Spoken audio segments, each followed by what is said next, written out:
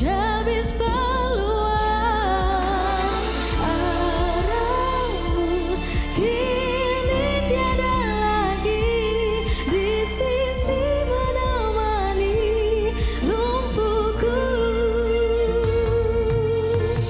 dan ku menunggu dirimu kembali padaku. Percaya kataku,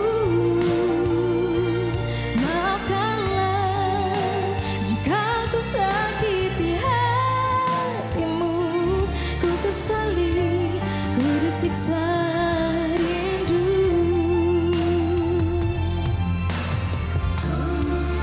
Tak mampu ku ungkapkan perasaanku ini, betapa ku masih mengharapkanmu.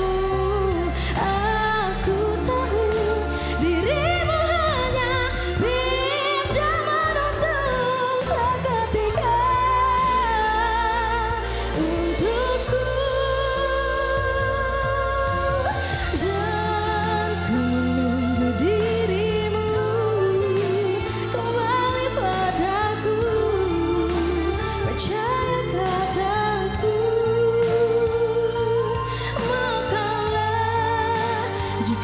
sakiti hatimu, ku kesali, ku disiksa rindu. Oh, dan ku menunggu dirimu kembali padaku. Dengan lagu Auran dari Hazrin Amrina, kami bawakan permulaan di Malaysia hari ini pada pagi ini. Assalamualaikum semua, selamat pagi. Kembali bersama dengan kami di Malaysia hari ini. Kalau tadi tu Hazrin Amrina, saya Hanif Miswam bersama dengan Rena Hazrina. Wah, nama tu macam kena je hari ini. Okey. Dan pastinya hari ini kami nak bawakan pengisian 1 jam yang cukup menarik kepada anda. Tapi sebelum itu, kita juga nak ucapkan jutaan terima kasih kepada semua pengunjung-pengunjung Karnival Jom Heboh yang bertandang bersama kami di hari Sabtu dan Ahad minggu lalu. Kerana pastinya ini yang dirindui. Betul. Selama 2 tahun kita tidak bersama, bertentang mata, bersemuka. Ya, alhamdulillah kita melihatkan kemeriahan Karnival Jom Heboh pada Sabtu dan Ahad yang lalu ini cukup meriah. Betul. Kami ni antara suspek yang biasalah kalau pada di Karnival Jom Heboh. Betul. Di mana-mana pun memang kita akan terus cuba untuk pergi, dan semalam tu memang antara yang ramailah kehadirannya kan, dari pagi sampai petang sampai ke malam. Dan boleh dikatakan juga sangat meriah sebab semua macam rindulah dengan aktiviti tersebut. Betul. Dan saya berada 1 hari setengah di sana, Rena 2 hari penuh berada di sana, dan memang kita tak kisahlah hujan pun ramai sekali yang datang dengan payungnya, dengan keluarganya. Tapi dalam sama-sama kita nak beritahu macam memang ikut SOP-nya jugalah kan. Dan alhamdulillah lah kita melihat perjalanan suasana tu baik, masih lagi mematuhi SOP dan sebagainya. Terima kasih banyak-banyak. Tetapi bagi mereka yang mungkin berada jauh dari Lembah Kelang ini kan, tak dapat nak membayangkan suasana 2 tahun selepas kita berdiam diri, tak dapat bersama, bagaimana agaknya kemeriahan Karnival Jom Heboh. Ini dia kami kongsikan bersama dengan anda.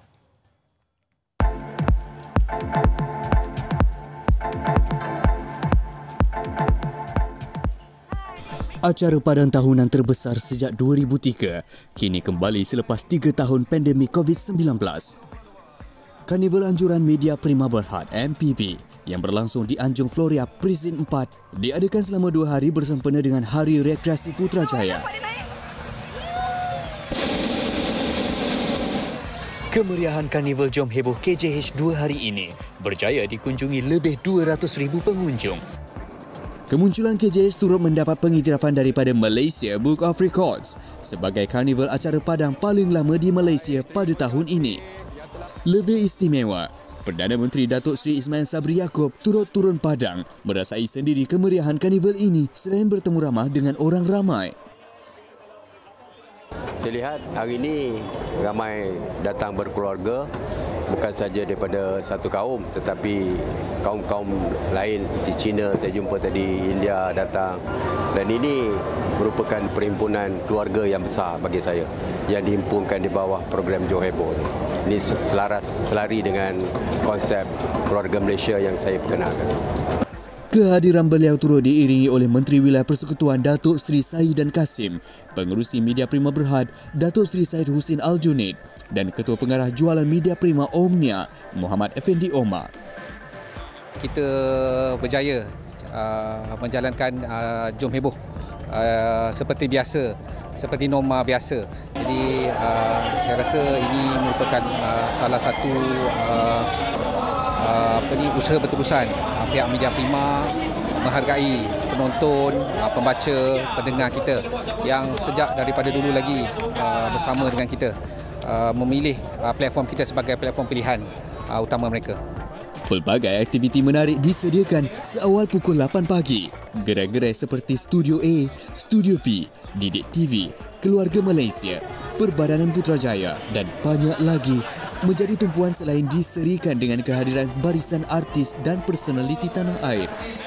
Excited sangat sebab saya rasa Jom Heboh ni like a signature event every year mesti ada. So really enjoy. I come with my sister today. So yeah, I just came here walaupun ramai orang, but I think it is worth it and it feels like macam dunia baru. It's like no COVID. So I really enjoy and thank you TV3 for conducting Jom Heboh again this year. Kita orang excited nak pergi tadi. So macam dah lama kan tak ada Jom Heboh. So tadi macam nak tahulah apa yang ada dekat sini, macam sama ke macam before COVID. So bila sampai sini macam okey lah, not bad. Of course makanan, artis. And then tadi saya baru dapat selfie dengan PM kita. Itu yang paling mahal bagi saya hari ini. Penganjuran Karnival Jom Heboh ini ternyata mampu memenuhi hujung minggu keluarga Malaysia di samping beriadah bersama. Nantikan KJH di lokasi dan negeri seterusnya nanti. Ya, itu dia Karnival Jom Heboh dan terima kasih juga kepada semua yang datang dan hadir memeriahkan dan lebih penting untuk kita sama-sama berkumpul semula lah.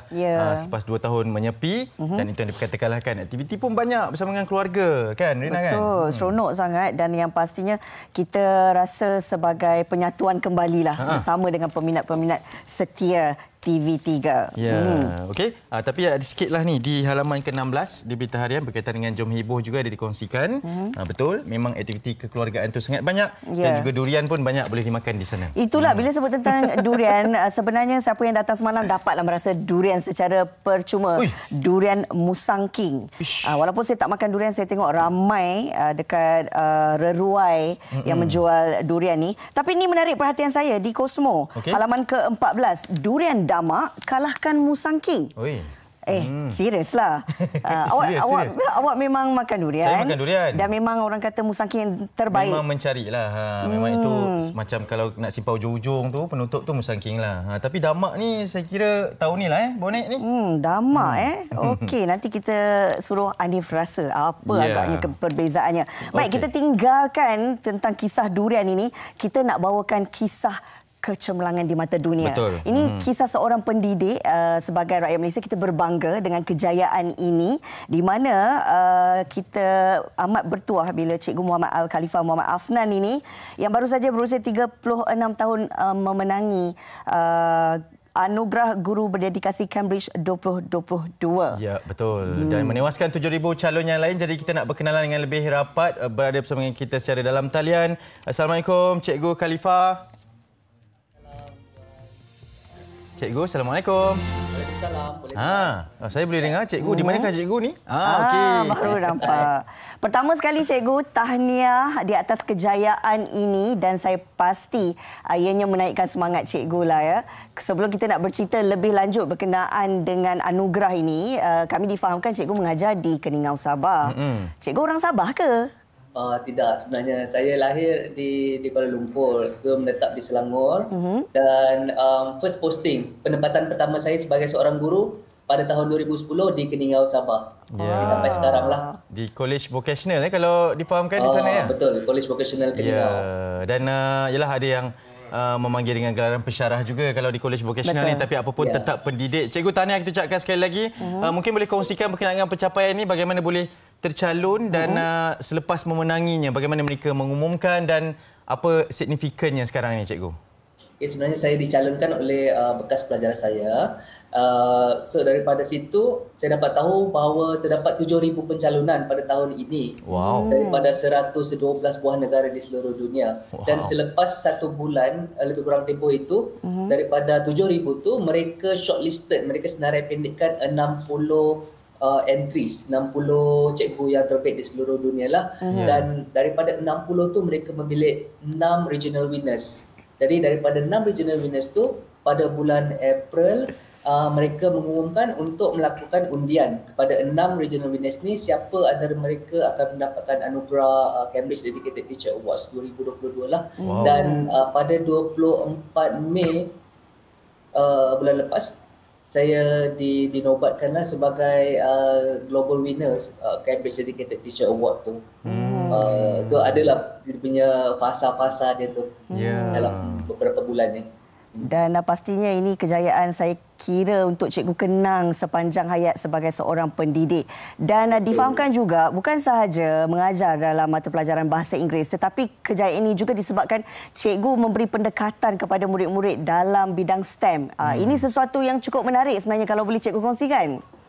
Betul. Sebenarnya saya memang seorang guru akademik. Saya graduate daripada Universiti Putra Malaysia dan Institut Perguruan Temungun Ibrahim dalam bidang TESOL. Tapi saya nampak dia punya keseronokan dan kepentingan STEM ni untuk pelajar-pelajar, terutamanya pelajar-pelajar kolej vokasional lah dalam bidang TVET. Jadi saya memperkenalkan secara asas, sebab saya pun guru akademik, jadi saya tiada latar belakang STEM. Jadi saya pun belajar, sambil belajar dengan mereka, sambil saya melaksanakan aktiviti dengan mereka, menganjurkan pelbagai aktiviti, memenangi beberapa geran untuk melaksanakan aktiviti, begitulah. Jadi, alamak. Saya bawa tegur ni kenapa itu disebabkan kami ada program, dia panggil guru influencer untuk sekolahku sejahtera. Jadi kami belajarlah di KRU Studio, kami belajar bagaimana untuk melaksanakan konten yang lebih kreatif untuk program sekolahku sejahtera. Jadi sebab itulah menang cikgu-cikgu. Kita ada masa yang sedikit singkat ni, mungkin boleh kongsikan sikit ucapan selepas dipilih sebagai guru cemerlang ini, dan juga apa seterusnya bagi cikgu dan juga anak-anak murid yang lain. Silakan.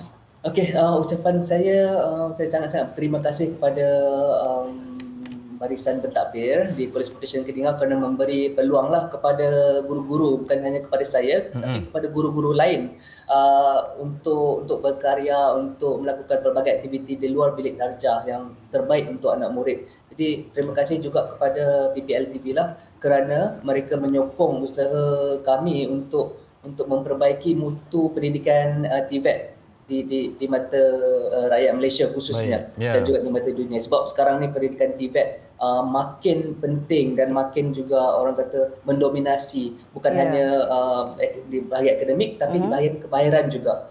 Jadi saya punya harapan adalah di mana stigma kolej vokasional ataupun stigma apa terhadap kolej vokasional ini boleh berubah disebabkan oleh pencapaian yang bukan sahaja guru-guru seperti saya yang kami dapat, tapi pencapaian pelajar-pelajar kolej vokasional juga di mata dunia. Mereka banyak pencapaian dan mereka ada kemahiran mereka yang tersendiri. Bukan saja di bidang akademik tapi di bidang kemahiran. Itu harapan saya lah. Baik cikgu. InsyaAllah cikgu, mudah-mudahan ianya menjadi kenyataan dan kami juga doakan yang terbaik untuk perjalanan kerjaya cikgu sebagai seorang pendidik. Dan terima kasih banyak-banyak cikgu. Kirim salam dengan semua murid-murid di sekolah vokasional, kolej vokasional. Jaga diri ya. Assalamualaikum. Waalaikumsalam. Itu kehebatan seorang pendidik. Ini bukan kali pertama cikgu memenangi anugerah ini. Sebab sebelum ini pernah menang guru cemerlang bahasa, guru hebat untuk program pertukaran guru Korea dan guru Malaysia. Cukup membanggakan seluruh rakyat Malaysia. Ya, betul. Dan saya percaya pasti tinggi sekali cerminan adabnya juga kan dalam mengajar dan juga belajar ilmu ni. Dan itu akan kita bincangkan kerana selepas ini topiknya adalah berkaitan dengan adab cerminan peribadi diri. Kita akan bincangkan di Malaysia hari ini.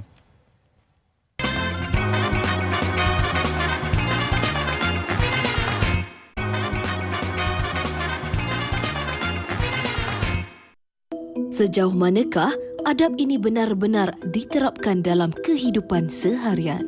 Mungkin setengah youngster ataupun pemuda ni sama ada dia tahu adab tu, tapi dia tak sensitif terhadap adab tu.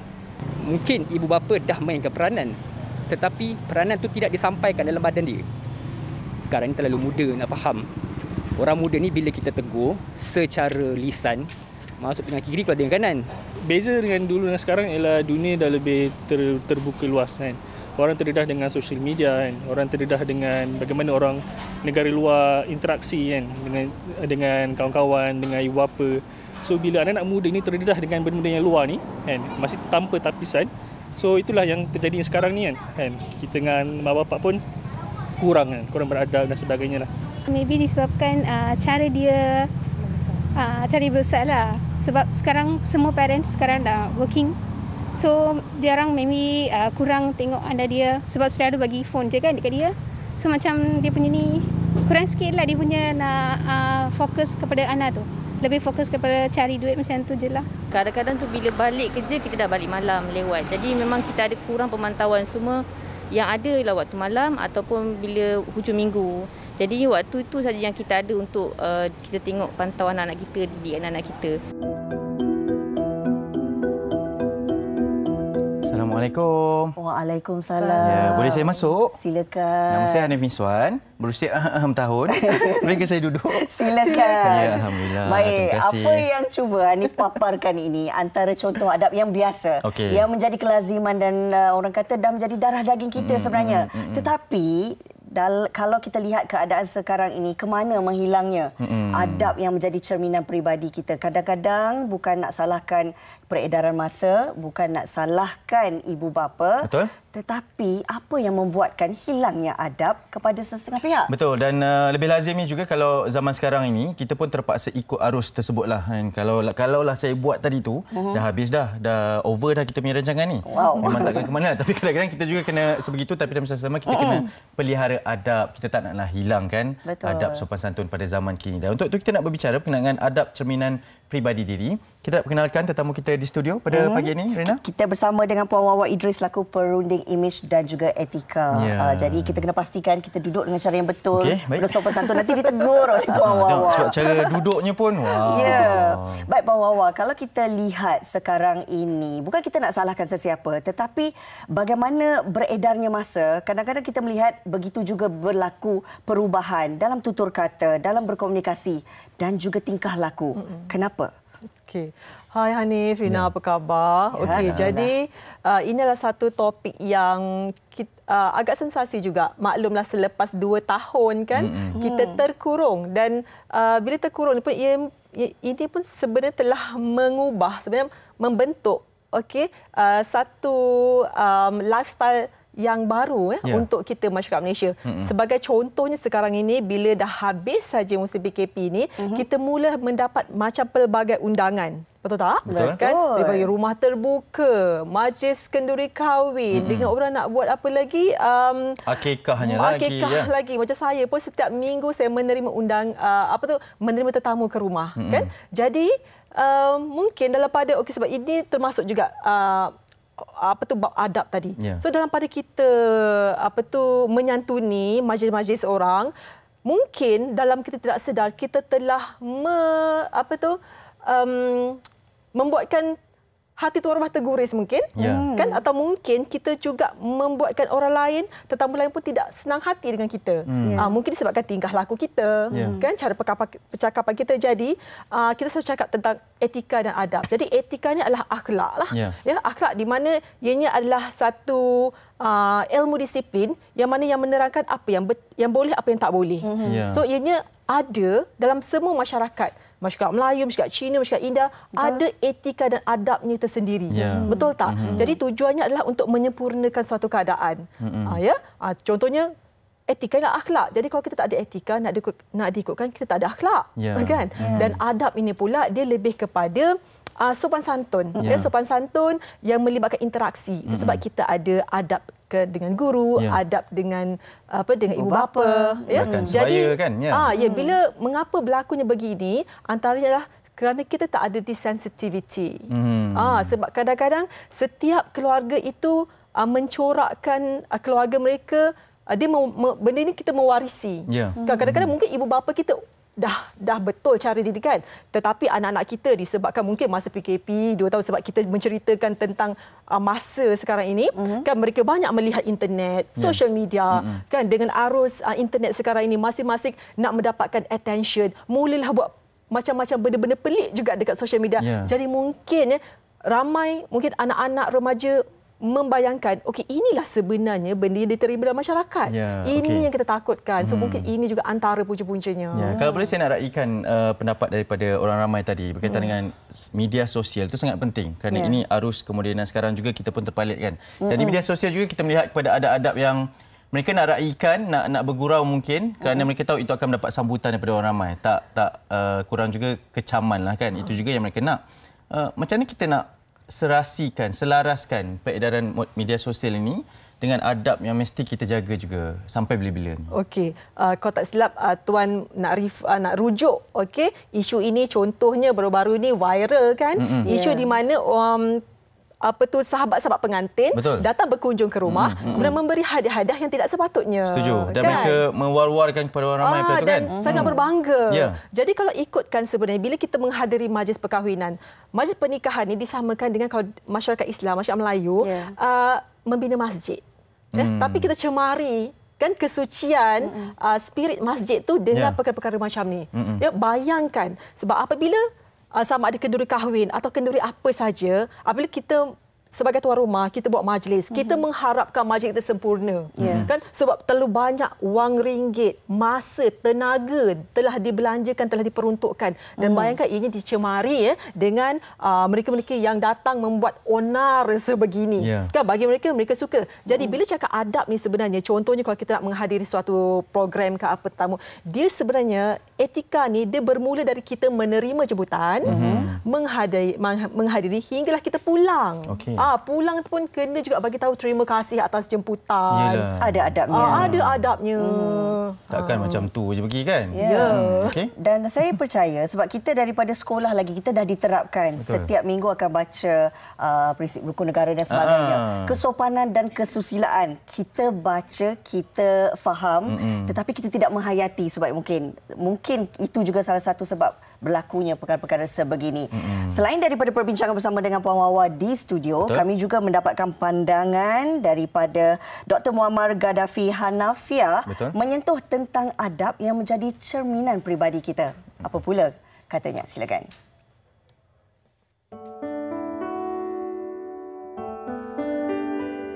Pepatah Melayu menyebut, kerana pulut santan binasa, kerana mulut badan binasa. Ini membawa maksud percakapan kasar, tidak elok atau tidak menjaga tutur kata, akhirnya memberi padah kepada penuturnya. Peribahasa ini juga menunjukkan betapa pentingnya penerapan nilai murni seperti adab dan etika dalam kehidupan yang semakin dilupai. Penggunaan media sosial seolah bebas menyebarkan perbuatan dan tutur kata individu tertentu yang disifatkan tidak beradab. Bagaimana doktor melihat masyarakat kini membina adab diri? Boleh doktor terangkan tak? Secara jujurnya, kita masih perlukan kajian. Apa yang sedang kita alami, masyarakat kita sedang alami hari ini ialah kesan penggunaan media massa secara berleluasa. Sebagai contoh, anak-anak yang kecil, yang berumur kira-kira 2-3 tahun, 4 tahun, 5 tahun, sebelum lagi menjak kaki ke sekolah tetapi sudah pandai menggunakan media massa. Dan nampak mereka itu dah menjadi pengguna yang tegar. Games, YouTube dan sebagainya sudah seperti kebiasaan dan kemestian. Dan mereka akan memberontak sekiranya gadget yang mereka sedang pegang itu ditarik misalnya oleh ibu mereka atau ayah mereka. Anak-anak muda pada hari ini pula kita sering mendengar rungutan ibu ayah. Tidak keluar bilik, hanya akan berada dalam bilik. Balik saja ke rumah, masuk ke dalam bilik. Mereka ada alam yang baru di dalam bilik mereka bersama ruang maya. Mereka sangat aktif berinteraksi dalam ruang maya. Tak kurangnya apa yang kita lihat di dalam penyampaian-penyampaian yang mereka salurkan ke dalam ruang maya itu memperlihatkan kurangnya menjaga adab. Khasnya apabila melibatkan isu-isu yang sensitif. Oleh itu jangan bercakap tentang apa yang tidak tahu, jangan menulis apa yang anda tidak tahu, jangan mengulas kalau berita itu masih baharu. Tak ada resepi lain, tidak ada cara lain kecuali semua pihak mengambil cakna hal ini dan mengambil langkah kepada mengatasinya, memberi solusi, memberi kesedaran baik dari pihak berkuasa, khasnya seperti melihat balik bagaimanakah sistem pendidikan dalam hal berkaitan adabnya. Begitu juga dengan ibu bapa yang merupakan daripada mereka lah sekolah pertama yang dimasuki oleh anak-anak. Perkara yang dipanggil adab ni sangat utama, ya. Bahkan disebut al-adab qabla al-ilm. Adab itu datang lebih dahulu, diutamakan lebih dahulu daripada ilmu. Justru sebagai masyarakat Malaysia, kita harus menjaga adab dan etika sekaligus selari dengan rukun negara iaitu kesopanan dan kesusilaan. Itu dia tadi pandangan daripada Dr. Muammar menyentuh tentang bagaimana adab ini. Sebenarnya kalau kita lihat, orang yang beradab adalah orang yang berilmu. Betul. Dan pastinya bila hilangnya adab dalam masyarakat kita, seolah-olah tiada lagi perasaan malu. Dalam pelbagai situasi, bukan saja dari segi kita nak berkomunikasi ni, bukan saja nak menghadiri majlis, di meja makan ataupun dengan apa saja aktiviti kita lakukan, semuanya ada adab. Dan bagaimana sebenarnya kita nak memastikan, biarpun dalam suasana kita nak meraihkannya dengan rasa yang lebih santai dan selesa ini, kita masih jaga adab. Okey, jadi penting ya sebenarnya keperbadian kita ni bukan saja terletak pada kita punya pakaian. Kadang kita sibuk nak pakai cantik-cantik, nak pastikan orang suka, nak nampak cantik, kemas, lawa. Tapi kita lupa nak tengok ya pada kita punya tutur kata, pada kita punya tingkah laku. Sepatutnya itu kita patut buat dulu. Contohnya sebelum kita nak menghadiri makan program majlis makan ke kenduri kahwin. Ramai orang kan contohnya, okey kita jangan makan, kita biar lapar sebab nanti sana nak makan kenyang-kenyang, makan puas-puas. Tapi sepatutnya kalau orang beradab, dia akan makan dulu sikit dekat rumah. Supaya dekat sana nanti kita tidak terlalu lapar dan kita tak akan berebut-rebut, kita tak akan makan gelojoh. Itu antaranya. Jadi untuk mengelakkan supaya kita ni kan terasa sikit saya. Ya. Biasa itu ni. taktikal saya. Supaya kita makan di tempat tu tapi rupanya macam ni. Lepas ni alas perut sikit. Alas perut sikit. Betul tak? Kalau tidak kita nak potong queue. Kan? Kita tak sabar akan, kan? Tak berborak dengan orang. Ya, betul. Jadi, teluk dah terpotong dah saya tadi. Alright? Jadi seeloknya dia macam ni. Untuk supaya kita ni tidak melampaui batas. Kita kena ingat, kita kena respect. Kita kena fikir kalau kita di tempat orang, kita nak orang lain kita macam mana. Itu keyword dia. Mungkin ada sedikit pesanan kepada yang menonton sebab sekarang ni adab adalah sesuatu yang menjadi topik perbualan pula pada ketika ini. Kalau dulu memang dah menjadi lumrah pada kita, betul tak kan? Sekarang ni macam kita nak perlu ajar, kita nak perlu ingatkan. Sikit pesanan mungkin kepada ibu bapa, adik-adik mungkin menonton nanti ni. Kepentingan menjaga adab di masa kini juga pun. Sangat penting kita menjaga adab, antaranya layanan kita kepada orang. So layanlah orang mengikut nilai. Orang itu bukanlah pada pangkat atau kedudukan. Contohnya, walaupun tukang cuci, mereka itu layak juga untuk dihormati. Untuk kita menjadi kaya sebenarnya, semiskin-miskin orang adalah mereka yang bukan miskin harta tapi miskin adab. Jadi untuk kita jadi kaya raya adalah kita tinggikan adab kita. Kita layan, hormati semua orang. So insya-Allah Tuhan akan murahkan rezeki kita. InsyaAllah. Amin. Pastinya kalau kita mahukan orang menghormati kita, sudah tentulah kita juga harus mulakan dulu menghormati setiap orang. Saya hormat awak ni. Saya pun hormat awak. Kakak Rena kita. Ya, dan juga Puan Juwawa, terima kasih kerana sudi bersama kami. Ini topik yang sangat penting. Tadi pun Puan Wawa cakap ini sangat penting untuk kita bawakan topik di perkongsian pagi ini, di Malaysia hari ini. Jadi jagalah adab semua kerana ianya adalah cerminan peribadi kita. Baik, sekejap lagi kita ada bersama dengan artis yang tadi kita dah dengarkan suara lunaknya. Jadi anda kena terus setia bersama kami di Malaysia hari ini.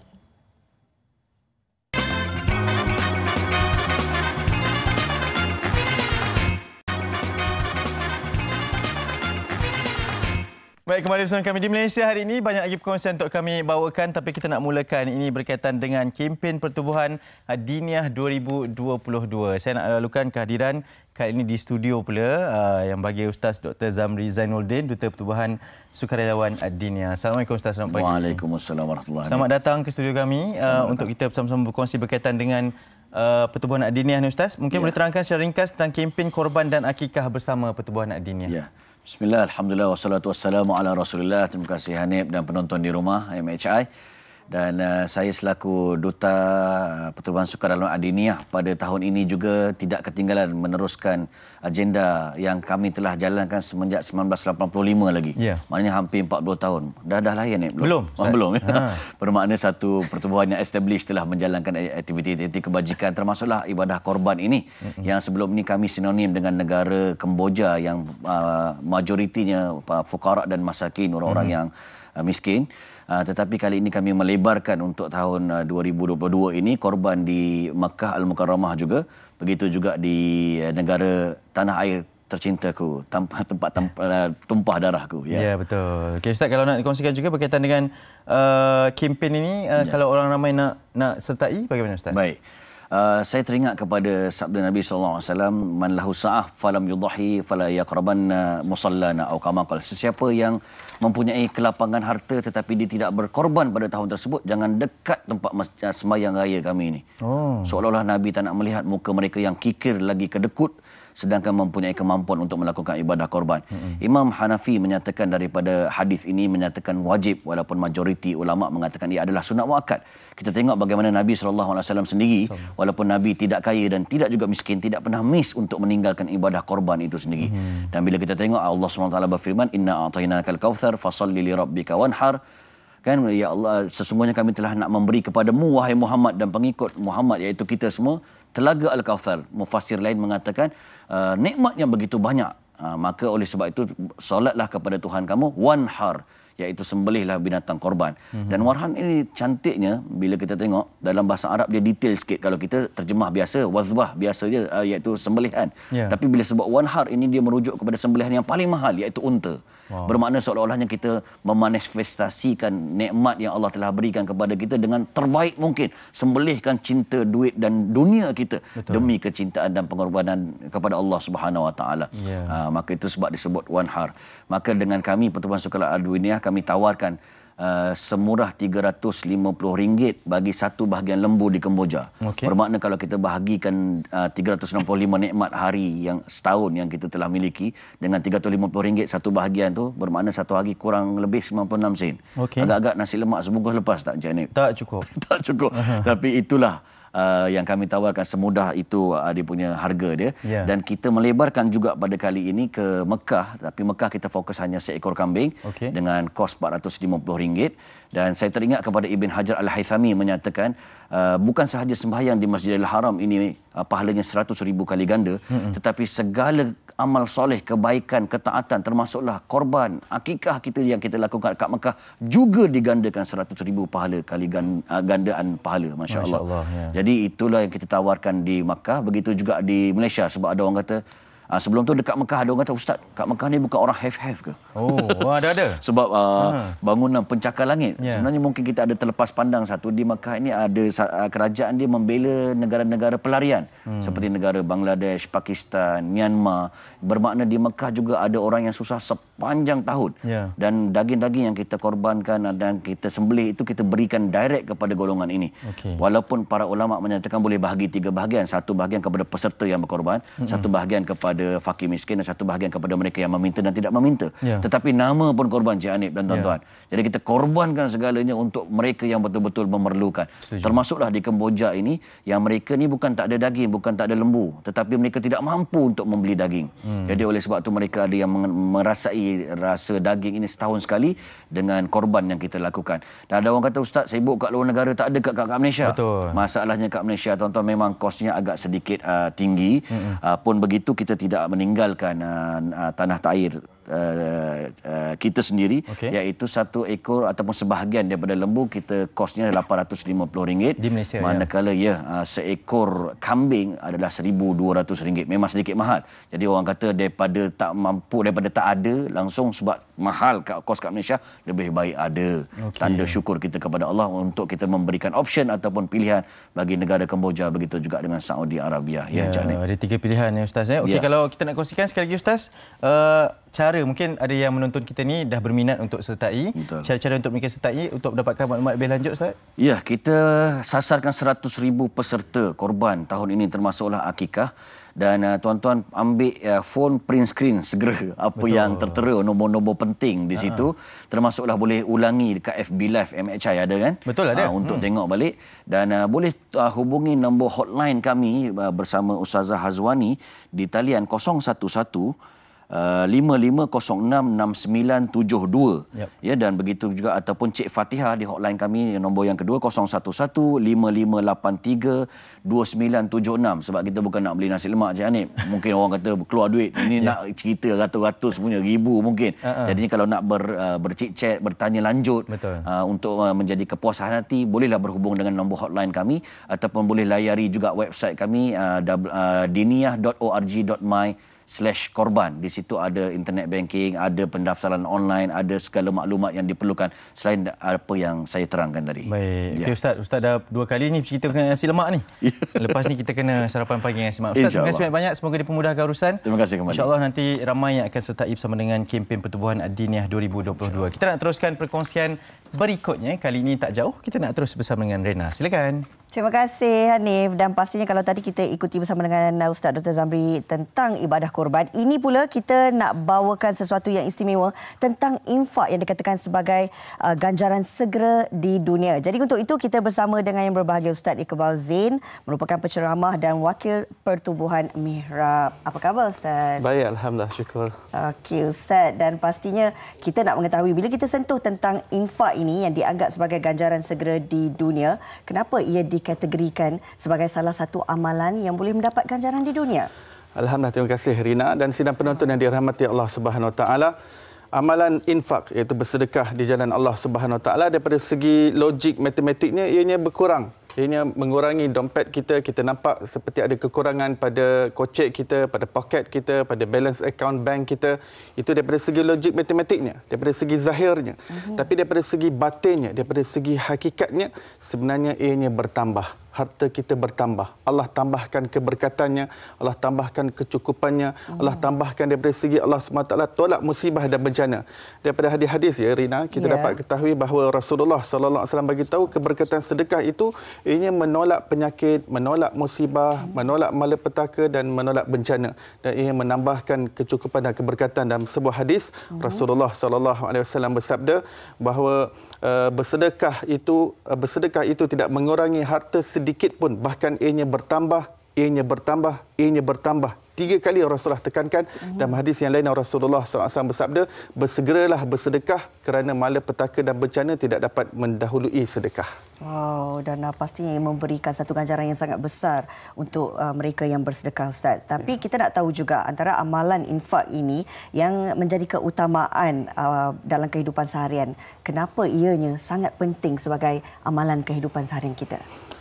Amalan sedekah adalah suatu amalan yang kita tidak boleh tinggalkan dalam kehidupan kita, kerana ianya adalah suatu amalan yang menyebabkan kita menghantar dan convertkan dengan harta yang hakiki di hari akhirat kelak. Kerana di samping kita ada buku akaun bank Rina di dunia ini, kita ada buku akaun di akhirat yang kita akan guna daripadanya selama-lamanya. Dan apa yang kita sedekahkan, apa yang kita infakkan, maka kita convertkan dalam satu bentuk akaun, dalam satu bentuk harta yang ianya akan jadi kekal.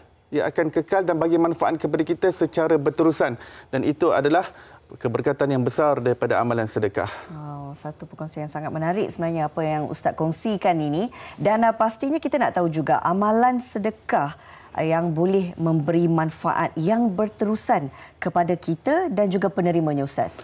Baik, antaranya adalah sedekah yang disebabkan olehnya terlahirnya ramai ahli ilmu, ramai hafiz Quran, ramai ulama dan ramai ahli ibadah Kerana selagi mana mereka beribadah dan membaca Al-Quran, mengajarkan ilmu di atas dunia ini, maka selagi itulah pahala kita berterusan.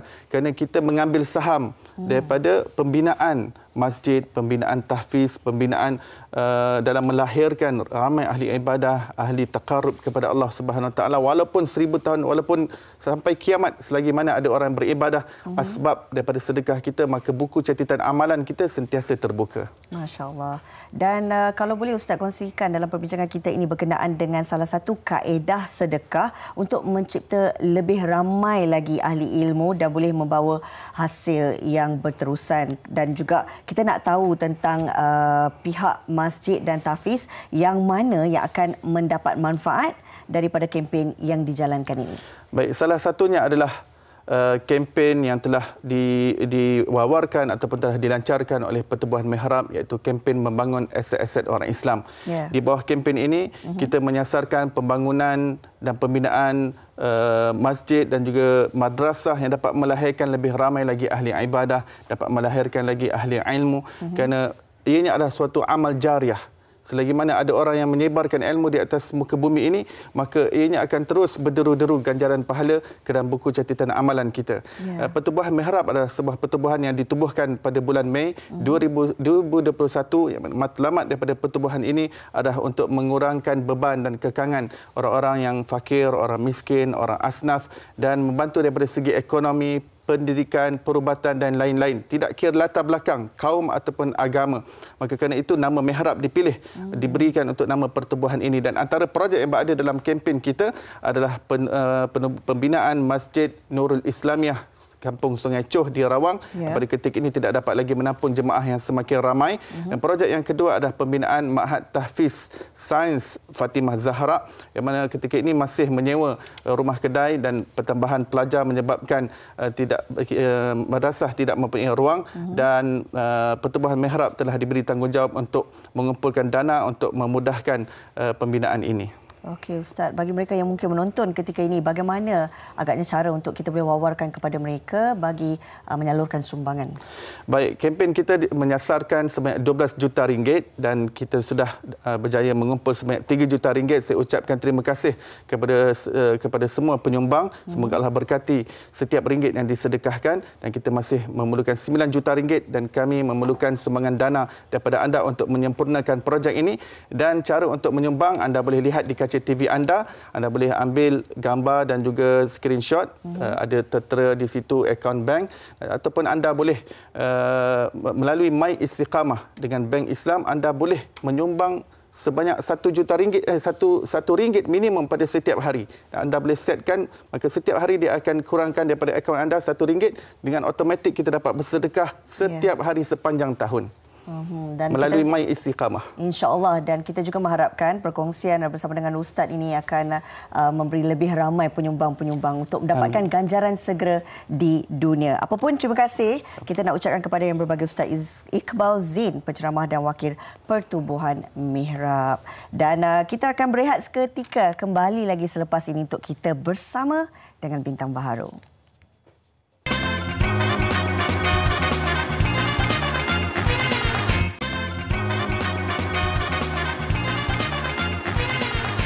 Ya, betul tu. Mesha akan bersama dengan anda setiap hari 7 minggu. 7 minggu pula. 7 hari seminggu.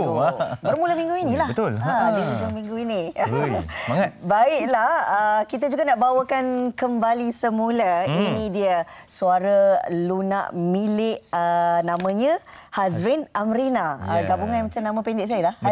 Hazrin Amrina. Wow, dua-dua boleh masuk ni. Apa khabar? Alhamdulillah. Terima kasih bersama kami di Malaysia hari ini. Baiklah, sebelum kita nak cerita lebih lanjut tentang lagu baru Aura ini, mungkin boleh perkenalkanlah diri bagi mereka pertama kali yang menatap wajah Hazrin.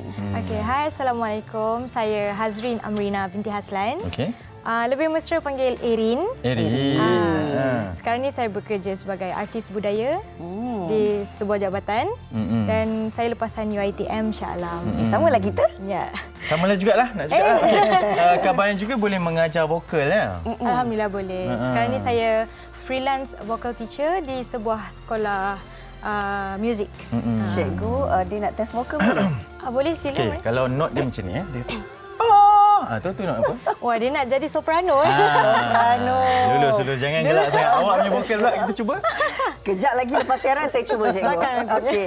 Baik, Erin, kita nak tahu tentang aura ini. Apa istimewanya aura? Okey, aura ni. Selalunya orang cakap kita kehilangan seseorang. Itu dah terlalu biasa kan. Tapi untuk aura ni dia menceritakan kita kehilangan aura seseorang itu. Wow. So maksudnya kita kehilangan terus seseorang yang kita sayang. Dia lagi susah dan lagi susah nak terima bila kita dah hilang aura seseorang itu. Dalam deep Dalam makna dia. Ini kisah penceritaan siapa ni, Erin? Ini terbuka. Dia tak semestinya untuk kekasih ke. Itu depends on diri masing-masing nak relaikan cerita ni macam mana untuk siapa. Alamak, terasa. Baik, nak tahu juga siapa sebenarnya pencipta dan komposer untuk lagu ini. Komposer dan juga lyricist ada 4 orang. Abang Sirhan Daniel, Aden King, Mas Dewangga dan juga Sang Hitam. 4 orang. Okey, Erin, ni macam nak perkenalkan diri kepada industri hiburan juga kan selepas menyertai program realiti Lagu Cinta Kita Tiga kan? Okey, jadi macam mana sekarang perkembangannya, cabarannya untuk menjadi seorang artis dan juga penyanyi ini? Cabarannya sukar juga sebab sekarang ni banyak kompetitors lain, artis-artis baru yang lain. Dan sekarang ni moto social media kan. So tak apa, saya takkan stop. Saya akan teruskan berusaha sampailah saya berjaya. Ini semua satu langkah pengalaman jugalah kan. Tetapi apa yang menjadi keutamaan untuk, dan kalau kita fikir dari segi genre muzik, pilihan Erin sendiri? Saya lebih kepada balada dan pop. Maksudnya memang akan cenderung kepada pemilihan lagu tersebutlah untuk mewarnai dunia seni kita. Betul. Okey, sasarannya Hazrin bila dah masuk dalam industri nak ke mana, apa targetnya, impiannya? Impian saya memang tinggi. Diharapkan dapat mencapai macam Datuk Seri Siti Nurhaliza. Wow. Impian tinggi, so usaha pun perlu sama tinggi dengan dia. Kalau diberi pilihan untuk anda berduet selain daripada Datuk Siti Nurhaliza sebab minat kan? Kak Cik lah macam tu kan? Kita nak tahu jugalah siapa yang awak rasakan menjadi orang kata gandingan untuk berduet dalam dunia seni ini. Saya memang betul-betul teringin berduet dengan Dayang Nurfaizah. Wow. Kenapa Dayang? So memang saya idolakan beliau. Bukan dari segi suara ke apa. Memang personality beliau yang membuatkan saya idolakan beliau tersendiri. Kalau Erin sentuh tadi kan, sebenarnya kalau kita lihat memang ada banyak persaingan dalam dunia seni ini kan. Bagaimana Erin sendiri nak menempatkan diri Erin supaya Erin ni nampak berbeza daripada yang lain, orang sedar akan kehadiran Erin dalam dunia seni? Okey, masing-masing ada cara masing-masing membawakan lagu masing-masing. Walaupun dalam genre yang sama, balada, ini subjektif sebenarnya. So, kepada sesiapa yang memang minat cara Hazrin deliver lagu, teruskan catch up dengan perkembangan Hazrin. Betul. Okey, macam mana ikut perkembangan awak ni? Di mana media sosialnya? Okey, untuk Instagram boleh follow Hazrin Amrina. Okey. TikTok Hazrin Amrina 15 dan juga saya ada YouTube channel Hazrin Amrina. Semua sama. Oh, semua sama. Kita doakan yang terbaik untuk karya seni Hazrin Amrina.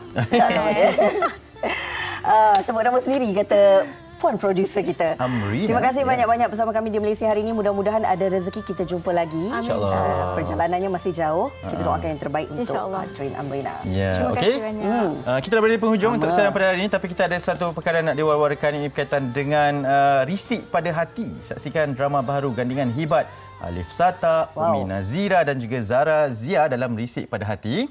Pada 27 Jun malam ini sebenarnya dah bermula di slot Akasia TV3, slot kegemaran Hanif Miswan. Ya, betul. Wow, kalau anda masih lagi belum mendapatkan orang kata antara berita-berita terkini, pastinya boleh milikilah antara akhbar-akhbar penting di negara kita seperti Berita Harian, kita ada Cosmo Utusan Malaysia, New Straits Times dan banyak mungkin kisah-kisah yang dapat memberikan kita serba sedikitlah tentang isu semasa yang berlaku di negara dan juga di luar negara. Kalau kita nak kongsikan kehadapan di Cosmo ni, antara yang diberikan perhatian juga, saya percaya perlu diberikan perhatian oleh seluruh rakyat Malaysia adalah ramai rakyat enggan jalani pemeriksaan kanser prostat dan juga payudara kerana takut kot nak mengetahui berkenaan keadaan tubuh badan sendiri. Jadi jangan, itu adalah perkongsiannya di Cosmo. Dan kalau boleh sikitlah saya nak kongsikan ni di utusan Malaysia tentang survival tukang kasut.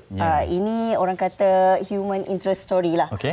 Yang menarik perhatian. Saya kira mungkin dalam keadaan sekarang ini kita melihat bahawa mereka yang menjadi tukang kasut ini semakin dilupakan. Betul. Tetapi apa pun harus diteruskan kehidupan, kelangsungan hidup ni harus diteruskan untuk mereka sama-sama mencari rezeki. Betul. Okey, jangan lupa membaca amalan mulia dan juga terus membacalah untuk kita tahu macam-macam perkembangan. Okey, kita dah beri penghujung tapi jangan lupa mulai minggu ini sebenarnya MSI akan bersiaran setiap hari daripada Isnin sampailah hari Ahad. Dan jangan jemu untuk jumpa kami setiap hari. Terima kasih. Saya Hadrina Kasim. Saya Hanif Insan. Senyum selalu. Jumpa lagi. Assalamualaikum. Aku tersentak dengan katamu semalam. Kau putuskan